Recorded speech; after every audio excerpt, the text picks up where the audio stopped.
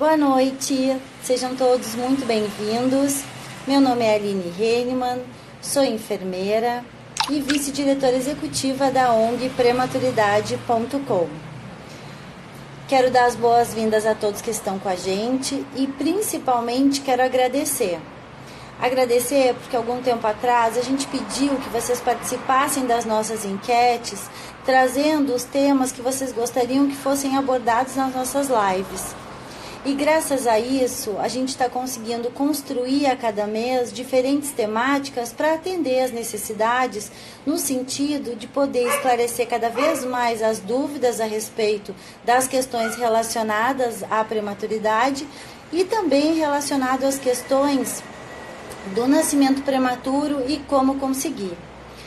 Hoje a gente vai falar um pouquinho sobre pré-eclâmpsia, uma temática que traz muitas dúvidas, que traz muitas questões. A gente trabalha muito com a questão de prevenção e a gente quer principalmente auxiliar as mães a estarem preparadas se isso acontecer. Para isso, a gente vai ter a honra de ter conosco o Dr. Adriano Paião, que já está com a gente. Eu vou chamar ele agora, só um minutinho.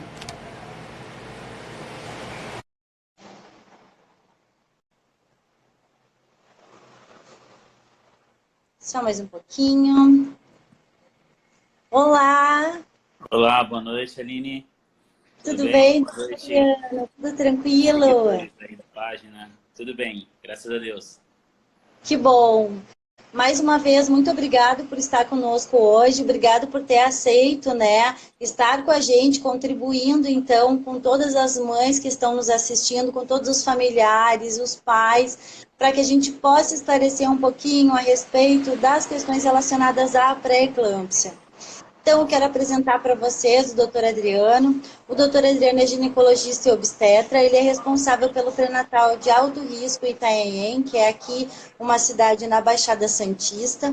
E também é coordenador de um movimento que é super interessante, a organização apoia muito, que é mortalidade materna não. Então, é exatamente isso. Nada das mães correrem o risco ou perderem a vida na hora de ganhar o seu bebê. É mais ou menos isso, doutor Adriano? É isso mesmo, Aline. Eu sou fã de vocês já antes de conhecê-las, né? E fã da página. E uma honra tê-las como parceiras agora e com tanta disponibilidade sempre que eu precisei e contando comigo para isso, que é uma causa para quem convive com isso, fica aquela sensação de que a gente sempre pode fazer mais, né? Por onde a gente pode sensibilizar, por onde a gente pode atuar mais. Então, a ideia, né, tanto nossa como profissional que atua na área, quanto de vocês, com esse empenho, tamanho que vocês têm, é buscar melhores resultados e melhores histórias, né, para nossas gestantes, nossos bebês. É exatamente isso, né, doutora Adriana? E a gente sabe que existem vários locais que ainda precisam muito, né, da ajuda de profissionais como o senhor, trabalhando com a questão da mortalidade não, né, mortalidade materna não, e trazendo elementos tão importantes, e um deles a gente vai discutir hoje. Porque quando a gente fala de fatores relacionados ao nascimento prematuro, a gente tem a grande questão relacionada à pré-eclâmpsia. Então, eu gostaria que o senhor falasse um pouquinho para a gente introduzir essa temática. O que vem a ser a pré-eclâmpsia? Como ela se desenvolve durante a gestação? O que é tudo isso que envolve essa questão? Aline, a pré-eclâmpsia, ela uma, é uma das principais comorbidades, né, que apresentam agravamentos da gestação, e ela está relacionada basicamente a um aumento da pressão arterial na mulher, ou às vezes com manifestações antes mesmo do aumento da pressão arterial, por uma questão de um vasoespasmo local, né, na região ali útero-placentária, e sistêmica, que seriam os casos mais graves, né?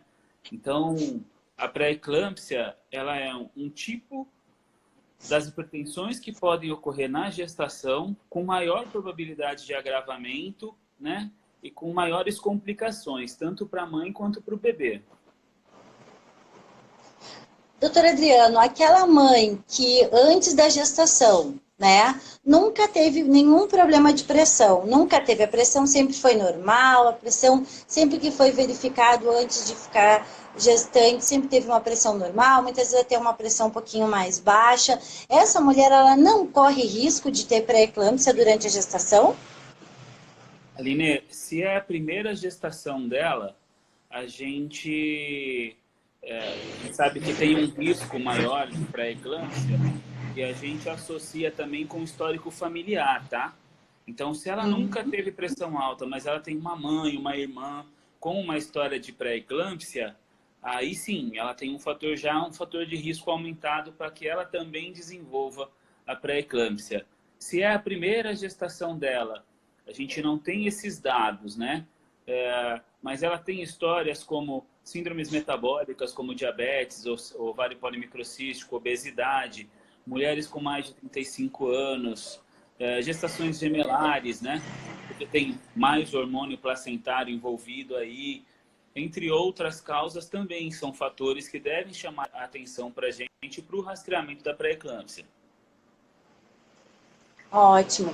Então, existem fatores associados que já podem sinalizar, já Sim, podem dar, então, o alerta para aquela mãe de que ela pode vir a desenvolver. Isso não necessariamente significa que vai acontecer, mas é bom ficar atento, é isso? exato. Essa é a ideia. A gente trabalhar em medicina sempre em cima de estatísticas, probabilidades e histórico da paciente e familiares, né? Ótimo. E a gente pensando assim, como é que a mãe pode pensar em sinais e sintomas que remetam a ela, pensar que podem estar havendo oscilações de pressão e que ela pode vir a desenvolver pré-eclâmpsia? Tem algumas coisas que podem acontecer com ela que ela já pode parar para pensar e até discutir com o médico dela a respeito disso?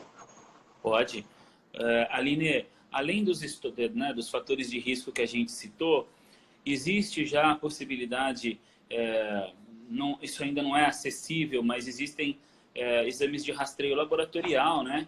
Um deles, por exemplo, a prostaglandina F, já são fatores que podem mostrar para a gente um risco aumentado dessa paciente ter pré-eclâmpsia. Na parte ultrassonográfica, por exemplo, junto com o ultrassom morfológico ali de primeiro trimestre, o famoso exame da nuquinha, a gente já também pode fazer uma investigação das artérias uterinas. Já existe software disponível para isso, com o histórico da paciente, aferição da pressão da paciente, né, ou um mapa que a paciente apresente da pressão dela ali no primeiro trimestre. Esse software oferece para a gente já a estatística, né, a possibilidade dessa paciente vir apresentar a pré-eclâmpsia antes de 37 semanas, antes de 34, apresentar restrições de fluxo placentário, combinando com feto de crescimento restrito. Então, hoje, os avanços da medicina e a facilidade, né, de acesso a essas ferramentas para diagnóstico fazem com que seja cada vez mais fácil a gente enxergar aquela mulher com um fator de risco maior e poder introduzir métodos né, de prevenção simples, como a introdução do cálcio, AS, por exemplo. Ótimo, que pode nos ajudar na prevenção também do desenvolvimento de uma pré-eclâmpsia até de uma síndrome de HELP. Sim, de prevenir, principalmente os agravamentos, né? Às vezes a gente fala, paciente, mas o senhor falou que se eu tomasse o S, eu não teria pré-eclâmpsia? Não, você foi uma pré-eclâmpsia às vezes mais branda, ou ficou ali numa hipertensão gestacional, não chegou ao agravamento, né, que é a pré-eclâmpsia com lesão de órgãos-alvos, com acometimento sistêmico, né? Então, assim, o AS e o cálcio, eles têm evidência nível A, né? Quando a gente fala de fatores de prevenção de pré-eclâmpsia. Então, é um meio acessível em termos de custo, né? Pensando em gestão pública e mesmo para o paciente, né? De convênio privado e com excelentes resultados em termos de impacto, né? No final da gravidez. Desde um bebê nascendo no tempo certo, evitando as complicações da pré-eclâmpsia, em condições ideais e sem fatores de risco maiores para a mãe e para esse bebê. Que ótimo. As pessoas que estão nos assistindo, se vocês quiserem mandar suas perguntas, vocês podem ir enviando. Eu vou estar aqui registrando as perguntas de vocês e vou estar passando, então, para o doutor Adriano. Se a gente não conseguir responder todas as perguntas hoje, a gente vai fazer o encaminhamento dessas perguntas, vai colocar as respostas e vai estar postando para vocês. E esse vídeo também, ele vai estar lá no nosso canal do YouTube. Então, toda vez que você tiver dúvida, pode ir lá, dar mais uma olhadinha e está sempre aí se atualizando quanto a isso. Para dar sequência, doutor Adriano, tem uma mãe que está conosco participando, ela teve pré-eclâmpsia na primeira gestação. E agora ela não tem coragem de engravidar pela segunda vez. Quem teve pré-eclâmpsia na primeira gestação, obrigatoriamente vai ter nas gestações seguintes ou não? Não, obrigatoriamente não, mas ela entra no rol das pacientes com risco aumentado, tá, Aline? Então, é uma paciente, a gente precisaria ver o histórico da gestação anterior, se foram feitas essas medidas preventivas, se foi feito esse estadiamento de risco dela, né, para que a gente saiba como se desenrolou. Eu tenho frequentemente no consultório algumas histórias, né, de pacientes com agravamentos importantes, de pacientes com histórias que a gente chama de near miss, né? Paciente com história de passagem por UTI, bebê, muito prematuro, e com um pré-natal seguinte comigo, com essas medidas que a gente conseguiu levar a gestação até o termo ou próximo disso, com resultado bastante favorável.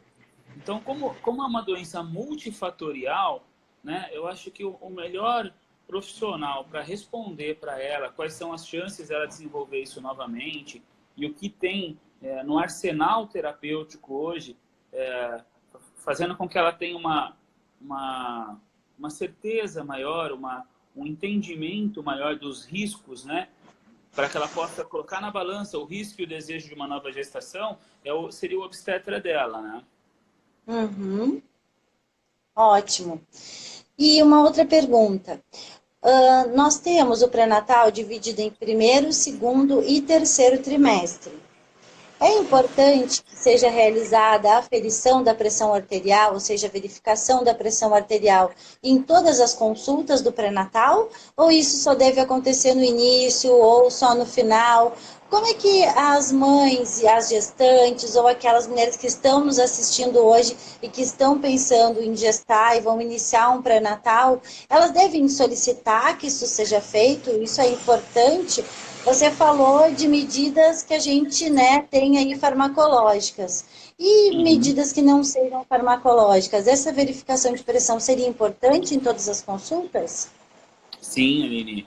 A verificação da pressão arterial, né, durante a gestação, ela se faz presente em todas as consultas desde o início do pré-natal, né? Qualquer aferição da pressão arterial, onde a pressão sistólica, né, ou máxima, como chamam, acima de 140 milímetros, ou a mínima acima de 90, devem chamar atenção para o risco da hipertensão na gestação e a confirmação dela através de cuidados, às vezes simples, Aline. Então, aquela paciente que ela chega, né, a consulta correndo, cansada, na correria, né, a mulher hoje cada vez mais ativa socialmente e no mercado de trabalho, então está sempre a sobrecarga já pode ser um fator da pressão ser aferida incorretamente, sem as condições ideais, ser caracterizado como uma pré-eclâmpsia e iniciar uma terapêutica imprópria, né? Não, sem uma boa caracterização da doença. É muito comum a gente pegar isso, né?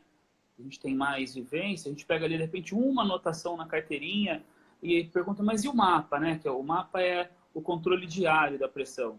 No meu consultório, eu costumo pedir para paciente, quando eu vejo uma alteração assim dessa leve, né? As pacientes, às vezes, tem a tal da síndrome do jaleco branco, né? Está descrito no manual da FEBRASA, hipertensão do jaleco branco, né? Então, afere em casa.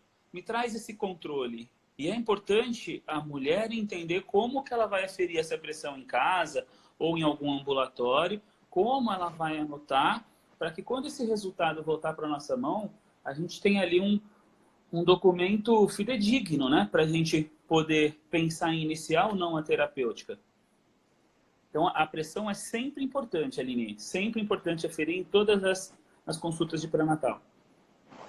Eu estou perguntando isso porque muitas mães nos procuram e relatam as questões relacionadas ao nascimento prematuro, e a falta de informação, doutor Adriano, é uma das maiores causas, também poderíamos dizer, do nascimento prematuro, porque muitas vezes a mãe apresenta sinais e sintomas de uma pressão elevada e ela não sabe que isso realmente é um sinal e sintoma, como a gente já recebeu de mães que ao acordar já tinham edemas em membros inferiores, tinham outras alterações de dor na nuca durante o dia, mas que elas não sabiam que estava relacionada a algo, né, que podia levar a um nascimento prematuro.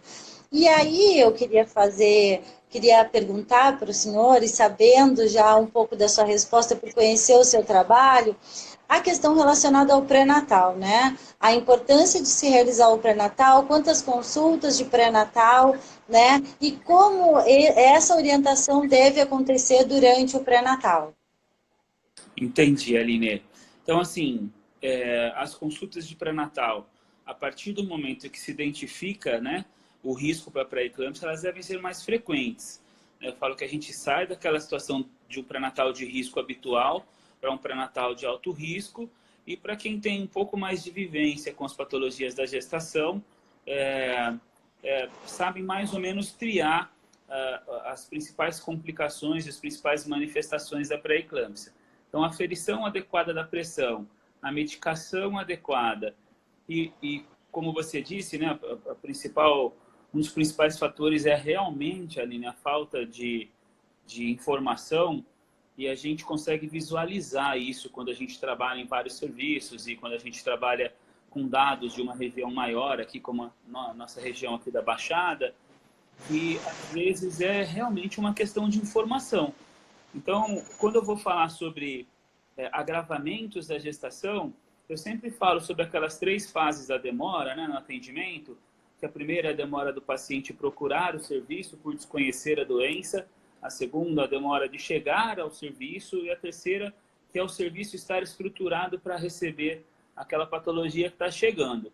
A primeira fase da demora é pura orientação, né? É o profissional ter o tempo dedicado a essa paciente para explicar quais são os sinais de alerta, o que é que chama atenção, a dor de cabeça, os pontinhos brilhantes, a dor no estômago, a sensação de náusea, o ganho de peso. Então, são sinais a serem valorizados, né? Quando eu vou conversar com a minha paciente, eu falo para ela, esses sinais devem ser motivos de aferir a pressão e procurar a maternidade. E não é para esperar, porque a gente não tem uma evolução tão clara, assim, Aline, da doença, como ela começa leve, moderada e grave. Em inúmeros casos, a gente recebe como grave já. A primeira manifestação da doença já é uma manifestação grave. Agora, eu tive recentemente em Itanhaém, a primeira manifestação da doença na gestante foi uma pressão de uma hora para outra de 20/12. Assim ela chegou no hospital, né? E aí, quando ela chegou no hospital, a gente já viu ela já na UTI, sob cuidados intensivos, a gente vai fazer um ultrassom, a gente já vê que esse bebê já está passando por esse processo fisiopatológico da pré-eclâmpsia há tempo, porque já era um bebê restrito com alteração de Doppler de 30 semanas, se eu não me engano, com peso ainda bem inferior, com necessidade de um parto prematuro, né? Então, ter primeiro a noção de que pode ter, né, a patologia e ter um profissional adequado, seguindo, capacitado, com boa vivência em patologias obstétricas, e principalmente a paciente buscar informações, ter uma consulta de pré-natal adequada, no tempo dela, aonde ela possa tirar as dúvidas, ser bem esclarecida com relação ao com que ela vai se preocupar, de preferência com a presença do marido, né? Porque às vezes ele que Verdade. vai cobrar a mulher, né? Não, não, ó, o doutor falou que isso era importante, a gente precisa ir para o hospital, né? Então, tudo isso faz diferença nessas orientações que as pacientes têm na hora dela tomar conduta, entender que aquilo é grave e procurar o atendimento. Excelente o que tu falaste agora no final, que eu acredito muito também, é a questão dessa mulher levar um acompanhante junto às suas consultas. Sim. Porque, na verdade, durante a gestação, a cabeça da mulher ela já está tão cheia de informações que muitas vezes algumas acabam se passando. E essa pessoa que pode ir junto na consulta de pré-natal pode auxiliar a trazer esses pequenos lembretes, né, essas pequenas lembranças aí de controle e poder contribuir para que essa gestação seja o mais tranquila possível. Uhum. Quero mais uma vez agradecer a todo mundo que está conosco. Eu estou recebendo aqui as perguntas, vou passando as perguntas para o doutor Adriano à medida que a gente vai conversando, e aquelas que a gente não conseguir responder, repito, a gente vai estar disponibilizando para vocês, vocês podem entrar em contato conosco em inbox, que a gente vai em busca das respostas. Doutor Adriano, tem uma pergunta aqui a respeito de aumento de pressão arterial e pré-eclâmpsia relacionado à restrição do crescimento do bebê. Querendo saber se existe alguma relação e que relação é essa?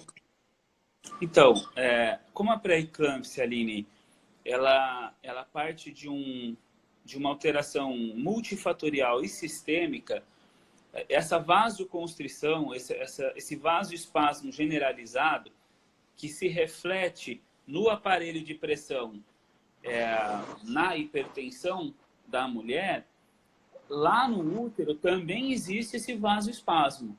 Nas artérias que vão lá na placenta, né, que nutrem a placenta e o bebê, já começa a ter um vasoespasmo ali, uma circulação, uma oxigenação deficiente, que vai fazer com que esse neném possa já começar a manifestar uma restrição de crescimento, né? Sair da curva de peso normal aos exames de ultrassom, e pode ser um dos primeiros sinais da pré-eclâmpsia. O Doppler, quando a gente complementa o ultrassom com Doppler nessas situações, ele já pode demonstrar uma alteração das duas artérias uterinas. A gente chama isso de resistência das artérias uterinas, né? Que às vezes podem também se mostrar com incisura. Às vezes tão evidente que a correlação clínica com a possibilidade de agravamento e com a possibilidade de restrição de crescimento fetal é muito nítida, né? Então, aí é o papel do obstetra, no meu caso que eu também sou ultrassonografista, a gente entrar em contato com o médico da paciente, né? E procurar, de maneira mais ética possível, né? Com o médico da paciente, e procurar passar a sua impressão para ele. Olha, eu tive a impressão assim, de uma artéria bastante resistente, eu acredito que seja importante a gente fazer esse exame com uma frequência maior, para que a gente possa detectar esses sinais de restrição de crescimento o quanto antes. A restrição por si só, Aline, ela não é uma indicação de parto, né? Mas os agravamentos em conjunto, né? Desde da restrição, a alteração de fluxo placentário e fetal, e as manifestações clínicas que a mãe tem, esse é o conjunto que faz com que o obstetra pense, né? Eu sempre faço essa balança, eu dou esse exemplo para a paciente, eu falo, é uma balança.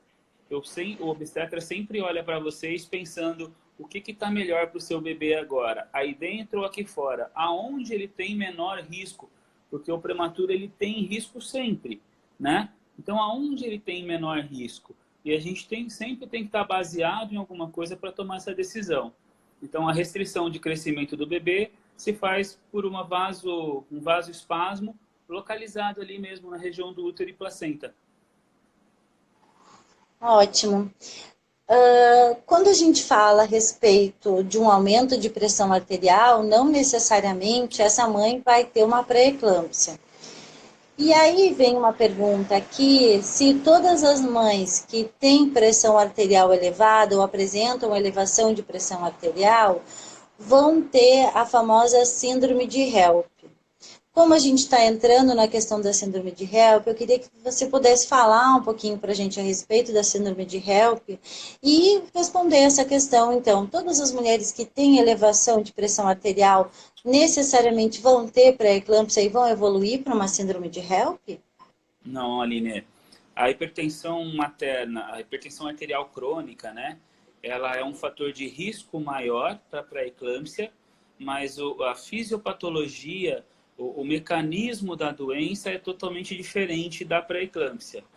Então, tanto que a gente classifica a pré-eclâmpsia, as hipertensões na gestação, como hipertensão crônica, né? Aquela que a mulher já conhece o estado hipertensivo antes mesmo de engravidar, ou que ele aparece logo nas primeiras consultas, antes das 20 semanas. Essa é uma mulher hipertensa crônica, tá? Existe a hipertensão gestacional, né, que é uma hipertensão que ela aparece durante a gestação e depois de 12 semanas após o parto, normalmente não tem mais. E existe a pré-eclâmpsia, que normalmente ela vai aparecer após as 20 semanas de gestação, e ela vai estar associada a fatores de maior gravidade, como proteína aumentada na urina, um inchaço, né, o que a gente chama de edema aumentado, ou repercussões sistêmicas, sejam fetais, né, sejam maternas, que uma delas, a mais grave, seria a evolução para uma HELP síndrome. Então, quando a mulher tem uma hipertensão crônica e ela evolui para esse aparecimento da proteinúria, do inchaço e do quadro semelhante a esse da pré-eclâmpsia, a gente chama isso de pré-eclâmpsia superajuntada. Ou seja, ela era uma hipertensa crônica e ela passou a ter as manifestações da pré-eclâmpsia. Então, a hipertensão crônica, ela tem um risco sim maior de apresentar complicações na gestação, mas o mecanismo de ação da hipertensão crônica e da pré-eclâmpsia são diferentes. A pré-eclâmpsia ela é mais grave. Ok, então quer dizer, pode ter um aumento de pressão arterial, isso não significa desenvolver uma pré-eclâmpsia e também não significa que vai desenvolver uma síndrome de HELP. O pessoal está comentando aqui que o vídeo está travado, já regularizou, pessoal? Vocês estão conseguindo ouvir bem? É só o vídeo que está travando? Podem me dar um ok, por favor? Aqui para mim está normal. Né? Normal aqui. Vou esperar vocês me derem um ok aí, se tá tudo bem, estão conseguindo ouvir direitinho, tá bom? Deixa eu ver aqui. Aqui veio uma outra pergunta, trazendo a questão da pré-eclâmpsia causando restrição do crescimento do bebê. A gente respondeu agora um pouquinho, a doutora Adriano respondeu para a gente sobre isso. Uma outra pergunta que a gente tem aqui é a respeito de bolsa rota. Se a pré-eclâmpsia, ela pode vir a provocar bolsa rota. E se isso acontece uma vez, se vai se repetir nos outros partos. Eu acredito que a pergunta seja a respeito de pré-eclâmpsia, que o senhor já respondeu que não, mas a bolsa rota, ela pode estar associada à questão da pré-eclâmpsia, do aumento da pressão arterial? Não, Aline, a bolsa rota não. O que acontece algumas vezes, eu tenho até uma certa dificuldade, né, a gente tem uma dificuldade de fazer a paciente entender, é quando a gente fala de líquido reduzido. O líquido reduzido, ele nem sempre é por bolsa rota. O líquido reduzido, ele pode ser uma consequência dessa placenta que está sofrendo uma falta de vascularização aumentada, uma falta de vascularização adequada. Então, quando a gente faz um ultrassom, uma paciente hipertensa, a gente fala para a mãe, o líquido está reduzindo, ela não está perdendo, ela não está produzindo o líquido amniótico adequadamente, né? Então, tem histórias de pacientes, né, que isso se repete.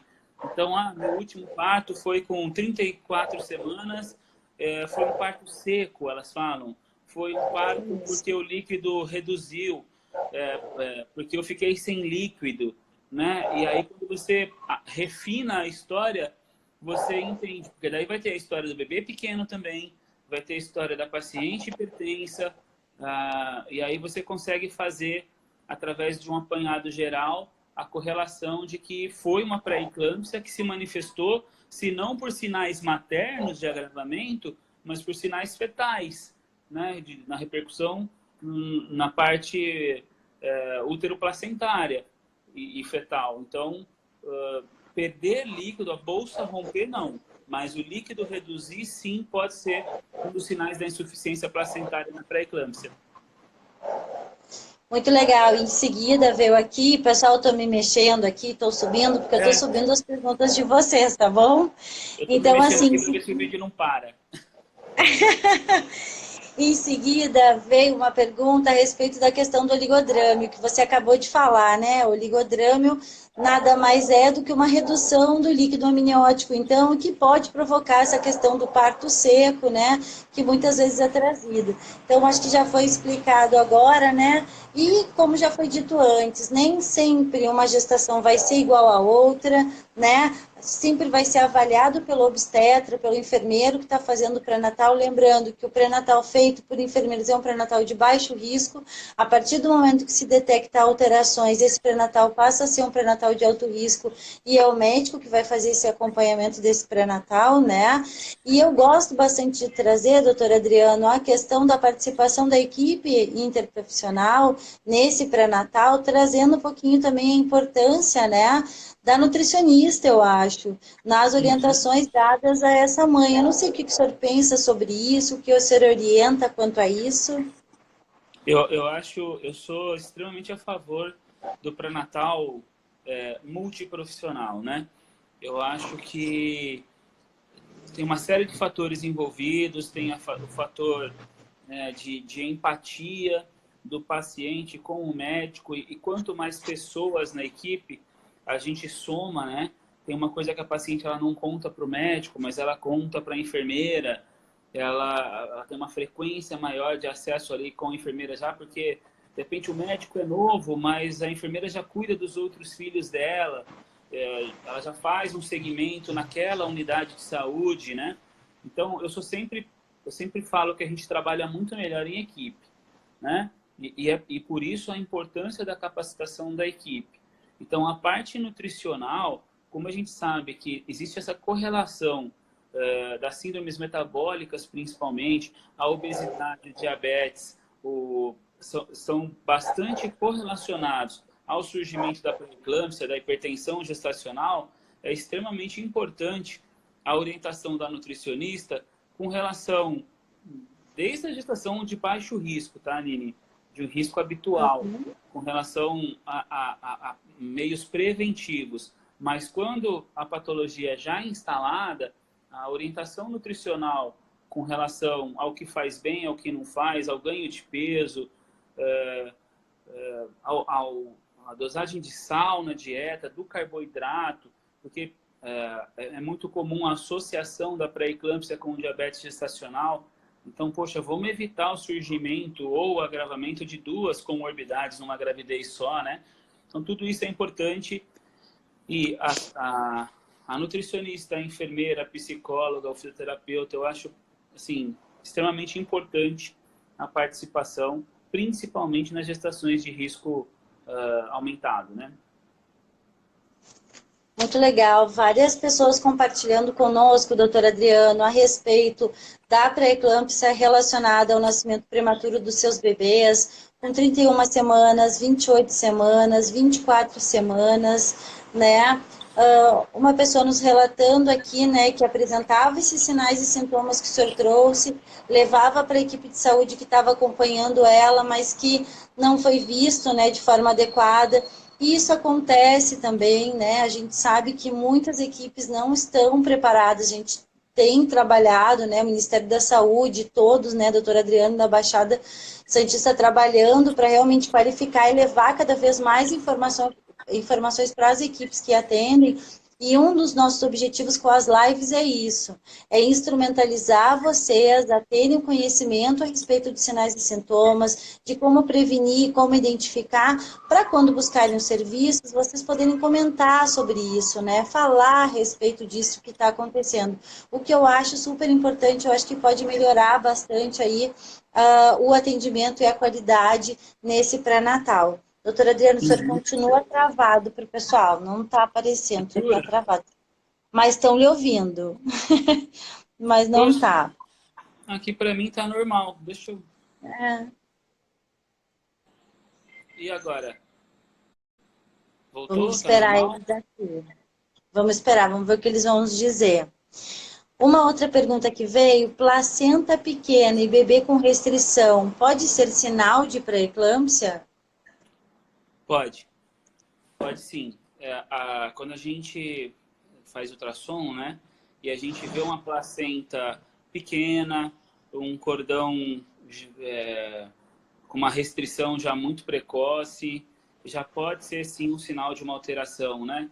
Das multi, da alteração sistêmica da pré-eclâmpsia, uma das repercussões já se manifestando aí bem cedo. Mas também pode ser manifestação de outras patologias, como síndrome anticorpo antifosfolípide, como trombofilias, né? Essa história de prematuridade, de fetos restritos de repetição.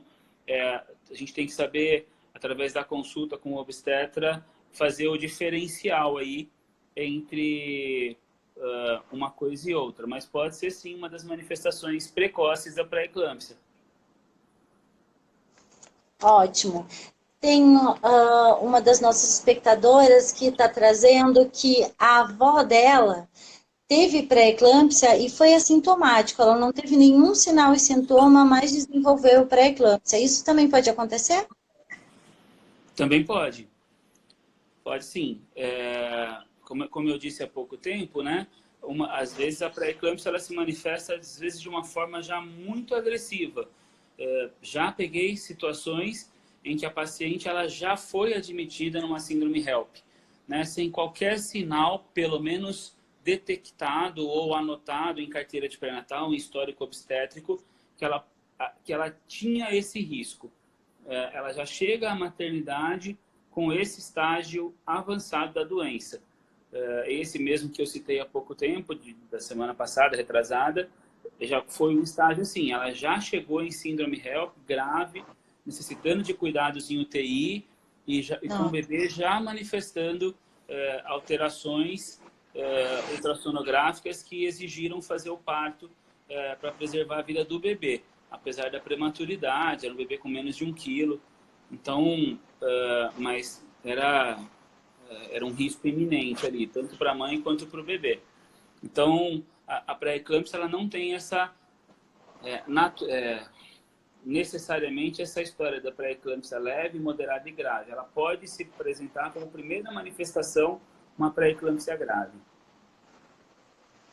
Maravilha. Pessoal, o tempo está passando, a gente está chegando ao final da live. Estou lendo aqui, né, que lamentavelmente a imagem do doutor Adriano ela não foi retomada. É uma pena, mas eu espero que o áudio esteja acontecendo de forma adequada, que vocês estejam conseguindo ouvir todas as respostas que estão sendo trazidas, né? Esse é o primeiro momento só com o doutor Adriano Paião, porque com certeza ele vai voltar. E a gente tem a honra de tê-lo no nosso conselho científico. O doutor Adriano é muito generoso compartilhando as informações e mais uma vez eu agradeço por isso, né? Tem outras perguntas aqui, algumas a gente não vai responder pelo tempo mesmo, né? Só queria trazer uma última pergunta aqui. Pensando numa segunda gestação tardia, 42 anos, o que a mulher deve estar mais atenta? O que ela deve prestar mais atenção, doutora Adriana? Uma gestação tardia, ela aumenta também a chance de pré-eclâmpsia? Eu acho que o senhor respondeu isso para a gente no início. Aumenta. A mulher com mais de 35 anos, ela tem uma chance maior de pré-eclâmpsia, né? Assim como a mulher com mais de 35 anos, às vezes tem uma dificuldade de engravidar e ela procura meios artificiais de gestar. Então, as inseminações artificiais também têm risco maior de pré-eclâmpsia. Então, são 2 fatores aí acima dos 35 anos, tanto de forma natural, quanto as inseminações, as fertilizações, aumentam o risco de pré-eclâmpsia também. Maravilha.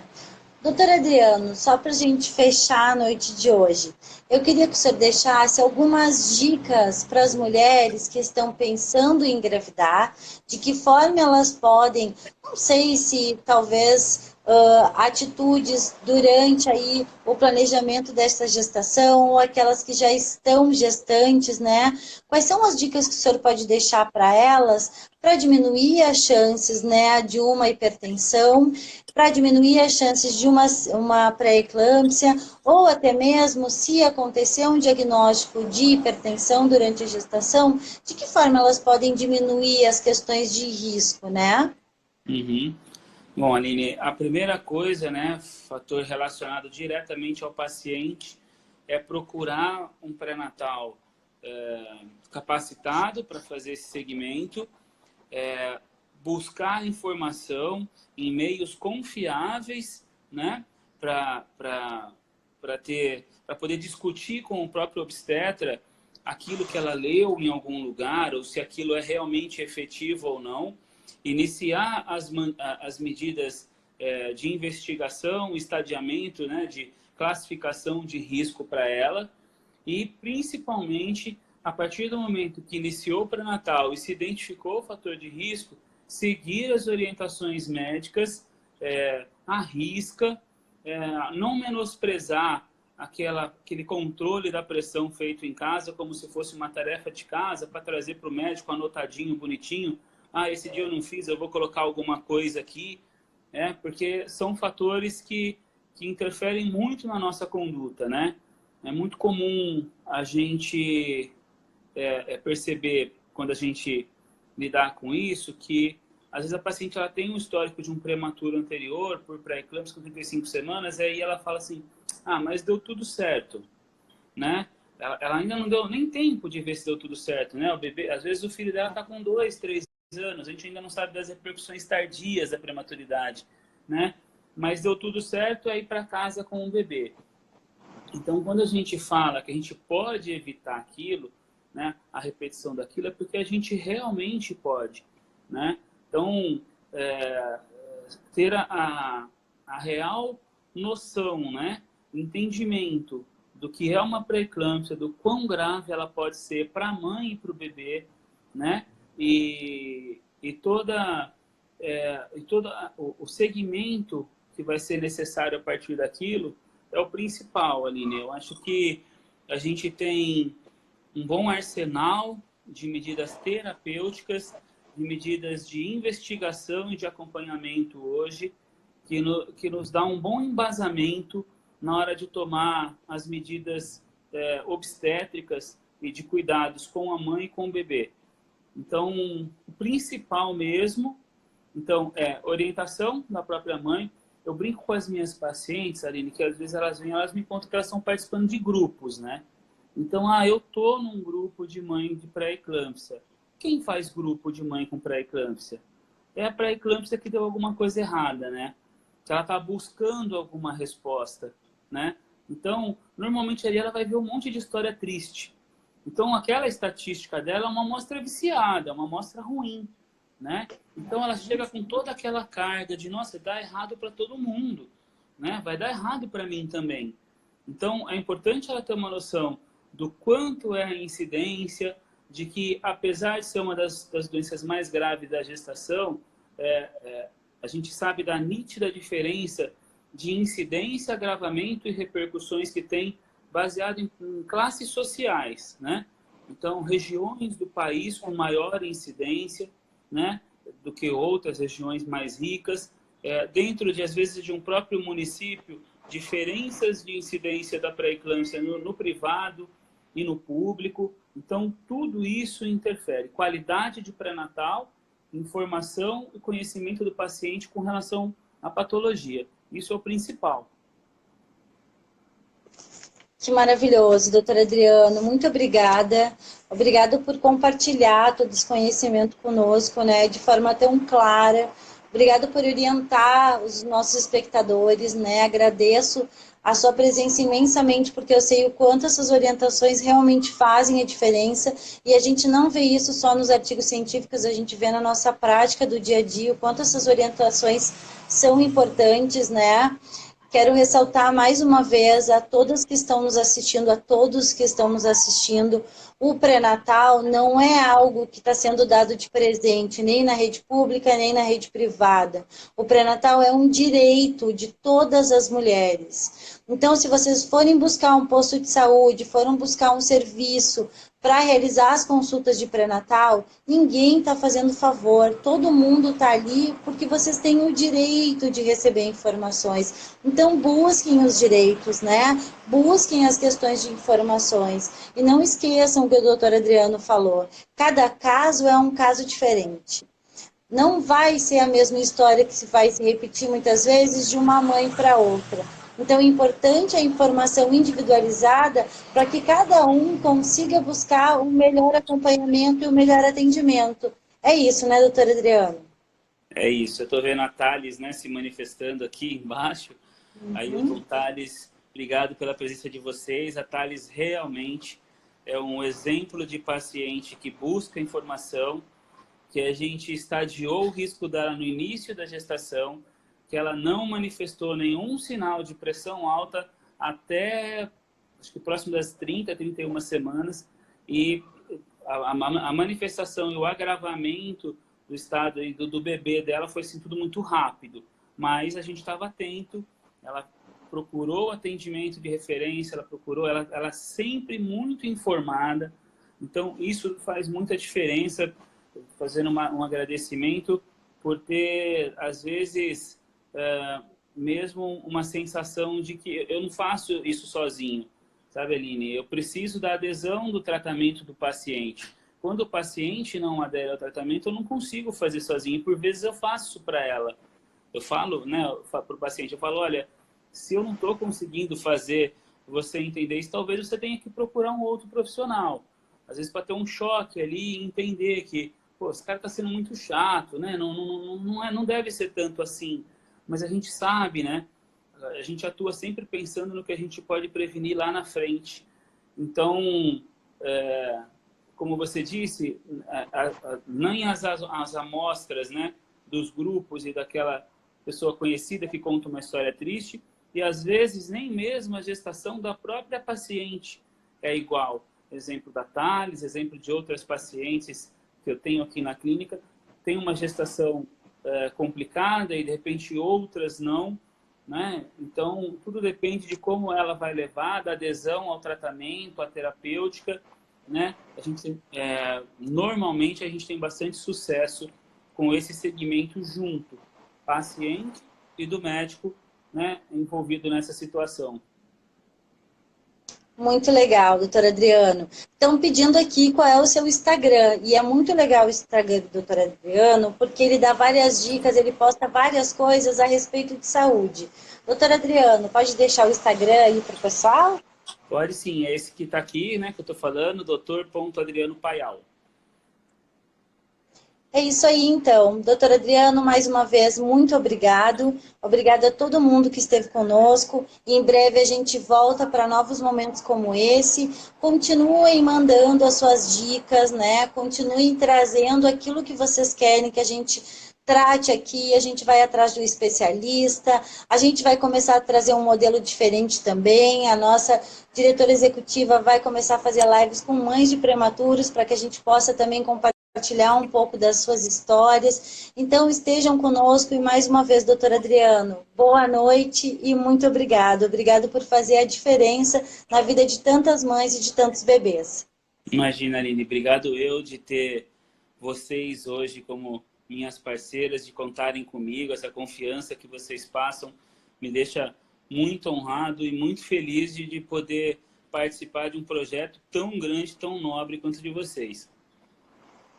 Gente que agradece. Então, boa noite, pessoal. Até a próxima. Um grande abraço e uma grande semana para todo mundo. Nos mandem dúvidas, a gente vai respondendo para vocês. Se a gente demorar um pouquinho na resposta, podem nos cobrar de novo, mas a ideia é que ninguém fique sem respostas, tá bem? Boa Pode me noite. Até reencaminhar. a próxima. Tchau, tchau.